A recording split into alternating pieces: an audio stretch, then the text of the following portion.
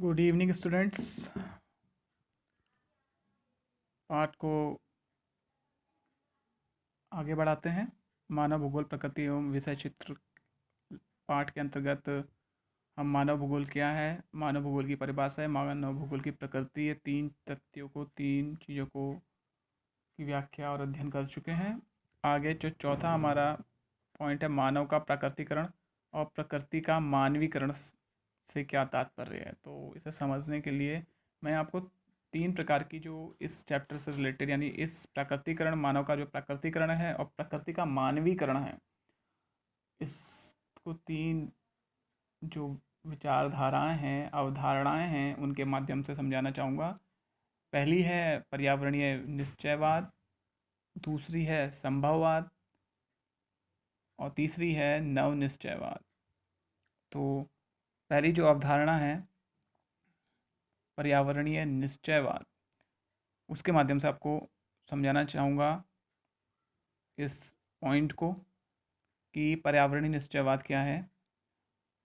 पर भौतिक पर्यावरण मानव द्वारा बृहद स्तर पर परिवर्तित किया गया है, यानी जो हमारा भौतिक पर्यावरण है, प्रकृति है, उसे मानव के द्वारा बहुत जगह परिवर्तित, यानी उसमें बदलाव किए गए। जिस जैसा उसका स्वरूप था, उस स्वरूप को तोड़कर विभिन्न प्रकार से उसमें नए नए बदलाव किए गए, बांध बनाए गए, सड़कें बनाई गई, रेलवे लाइनें बिछाई गई। तो ये बदलाव मानव के द्वारा किए गए, इन्हीं की बात हो रही है। तो भौतिक पर्यावरण जो है वो मानव द्वारा बृहद स्तर पर परिवर्तित किया गया है। साथ ही साथ मानव जीवन को भी इसने प्रभावित किया है। ये तो है ही, मानव जीवन को भी प्रभावित किया गया है, क्योंकि मानव जीवन ने अपने प्रौद्योगिकी का जब विकास किया और अपना विकास किया, तो उसने प्रकृति के साथ बहुत छेड़छाड़ करी। और न केवल प्रकृति के स्वरूप में परिवर्तन हुआ, अपितु जो मानव का जीवन है, मानव जीवन की जो शैली है, उसमें भी बहुत वृहद स्तर पर बदलाव, परिवर्तन हुआ और इससे मानव जीवन बहुत अधिक प्रभावित हुआ। मनुष्य अपने प्रौद्योगिकी की सहायता से भौतिक पर्यावरण से संबंध स्थापित करता है, इसलिए यह अत्यंत महत्वपूर्ण हो गया कि वह किन उपकरणों व तकनीक की सहायता से उत्पादन और निर्माण करता है। तो जो मनुष्य ने अपने निर्माण के लिए बहुत सारी फैक्ट्रियाँ, उद्योगों का निर्माण किया और अपनी तकनीकों को बहुत ज़्यादा उन्नत किया और विभिन्न प्रकार की वस्तुओं का निर्माण किया। मानव समाज और प्रकृति की प्रबल शक्तियों के अंतर को ही पर्यावरण निश्चयवाद कहा जाता है। यहाँ पर ये समझने की बात है कि पर्यावरण निश्चयवाद क्या है। तो इसे लाइन से समझ सकते हैं कि मानव समाज और प्रकृति की प्रबल शक्तियों के अंतर को ही पर्यावरणीय निश्चयवाद कहा जाता है। और हम इसको इस प्रकार से भी समझ सकते हैं कि पर्यावरण निश्चयवाद का मतलब है जिसके अंतर्गत जो प्रकृति है वो प्रधान है और मनुष्य प्रकृति की अपेक्षा इतना, मतलब उसका जो रोल है या भूमिका है, मनुष्य की भूमिका प्रकृति की अपेक्षा गौण है, यानी कम है। प्रकृति को अधिक महत्व दिया गया है, मानव को कम महत्व दिया गया है। इसी को ही हम पर्यावरणीय निश्चयवाद कहते हैं।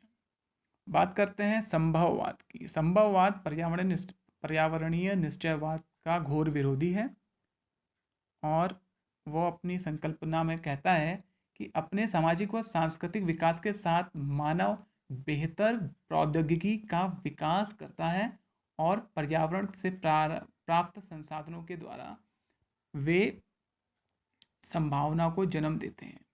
इसे ही संभववाद का नाम दिया गया। इसके अनुसार प्रकृति अवसर प्रदान करती है और मानव उनका उपयोग करता है। यानी जो प्रकृति है वो तो अवसर देती है, मानव उन अवसरों का उपयोग करता है तथा धीरे धीरे प्रकृति का मानवीकरण हो जाता है। क्या हो जाता है? मानवीकरण। यानी कि जो प्रकृति है, प्रकृति को इस प्रकार से ढाल देना जिससे कि वह उसका क्या हो जाए? मानवीकरण हो जाए। मानवीकरण हो जाता है तथा प्रकृति पर मानव प्रयासों की छाप पड़ने लगती है। यानी जो मानव के द्वारा विभिन्न प्रकार के प्रयास किए गए हैं, उनकी छाप प्रकृति पर साफ व स्पष्ट दिखाई देने लगती है। इसको ही संभववाद का नाम दिया गया है। और संभववाद और निश्चयवाद, पर्यावरणीय निश्चयवाद, एक दूसरे के विपरीत हैं पर्यावरण निश्चयवाद प्रकृति पर बल देता है और मानव को पर इतना बल नहीं देता, जबकि संभववाद मानव को पर बल देता है और प्रकृति पर कम बल देता है। मतलब सीधे और सरल शब्दों में कह सकते हैं कि जो निश्चयवाद है उसके लिए प्रकृति श्रेष्ठ है और संभववाद के अनुसार मानव श्रेष्ठ है।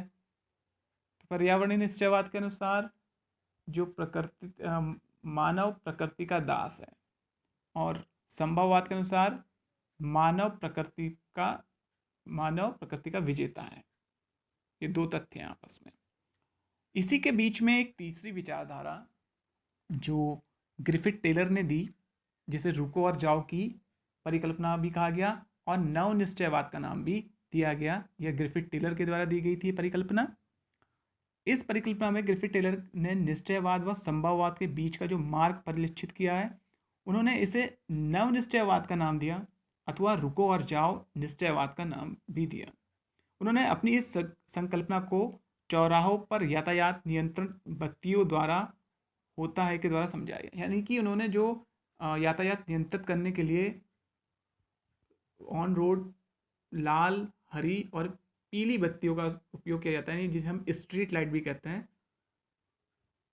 उनके माध्यम से अपनी इस संकल्पना को समझाने का प्रयास किया।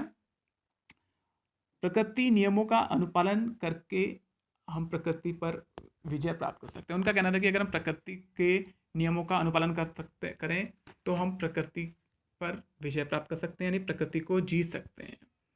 अर्थात उन सीमाओं में जो पर्यावरण की हानि न पहुंचाती हों संभावनाओं को उत्पन्न किया जा सकता है, यानी और अन्य संभावनाएं उनको उत्पन्न किया सकता है बिना प्रकृति को हानि पहुंचाए। यह नव निश्चयवाद की अवधारणा थी, जिसके अंतर्गत उन्होंने अपनी इस अवधारणा को जो चौराहों पर तीन प्रकार की स्ट्रीट लाइट के माध्यम से समझाया कि जब रेड लाइट हो तो प्रकृति कह रही है रुक जाओ, रुको। जिस प्रकार से जब ट्रैफिक जैम लगा होता है तो चौराहे के पास लाल लाइट जलने पर आपको रुकना होता है। नवनिश्चयवाद के अनुसार रेड सिग्नल का मतलब प्रकृति आपको रेड सिग्नल दे रही है, यानी अभी उसने आपको अनुमति नहीं दी है। और जब येलो लाइट होती है तो प्रकृति कुछ अवसर दे रही है आपको, तो आपको उन अवसरों के लिए तैयार होना पड़ेगा। जैसे कि येलो लाइट जलने पे आप चलने के लिए अपने वाहन को स्टार्ट कर लेते हैं। फिर जब हरी बत्ती जलने पर आप चल देते हैं। उसी प्रकार से ग्रिफिथ टेलर जी का अपने सिद्धांत नवनिश्चयवाद की तरह यह बताना है हरी बत्ती का तात्पर्य कि कैसे हरी बत्ती जलने पर, यानी जब प्रकृति ग्रीन सिग्नल दे रही है तो आपको क्या करना है, वो जो अवसर दिया जा रहा है प्रकृति के द्वारा उसका उपयोग करना है प्रकृति को बिना नुकसान पहुंचाए। तो आज का यह जो टॉपिक मैंने पढ़ाया आपको, मानव भूगोल प्रकृति एवं विषय क्षेत्र, इसमें अब अंतिम टॉपिक रह गया है जो आगामी वीडियो में मैं आपको जल्दी ही इसका अध्ययन कराऊंगा और यह पार्ट समाप्त हो जाएगा। फिर हम अगला पार्ट पढ़ेंगे और इस पार्ट से जितने भी क्रॉस क्वेश्चन होंगे आप ग्रुप के माध्यम से मुझे अवगत करा देंगे। मैं पुनः आपको समझा दूँगा। धन्यवाद।